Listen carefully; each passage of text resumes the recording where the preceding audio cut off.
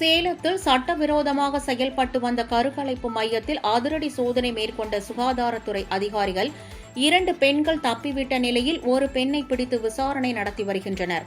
சேலம் அருகே உள்ள கருப்பூர் பகுதியைச் சேர்ந்த சுகன்யா, கனகா, கலை என்கிற கலைவாணி ஆகிய 3 பேரும் பெரியார் பல்கலைக்கழகம் எதிரே உள்ள ஹவுசிங் போர்டு குடிசை மாற்று வாரிய குடியிருப்பில் வாடகைக்கு வீடு எடுத்து தங்கியுள்ளனர்.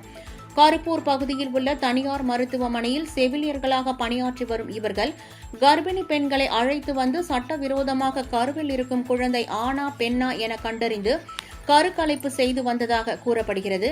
இது குறித்து தகவல் அறிந்த தருமபுரி சுகாதாரத்துறை இணை இயக்குநர் சாந்தி, சேலம் சுகாதாரத்துறை இணை இயக்குநர் நந்தினி, சேலம் ஆத்தூர் துணை இயக்குநர்கள் சவுண்டம்மாள், யோகானந்த் ஆகியோர் அடங்கிய குழுவினர் அடுக்குமாடி குடியிருப்பில் சோதனை செய்தனர்.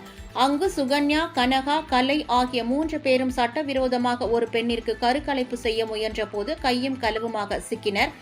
இதில் 2 பெண்கள் தப்பி ஓடிவிட்ட நிலையில் சுகன்யாவை பிடித்து விசாரணை மேற்கொண்டனர்.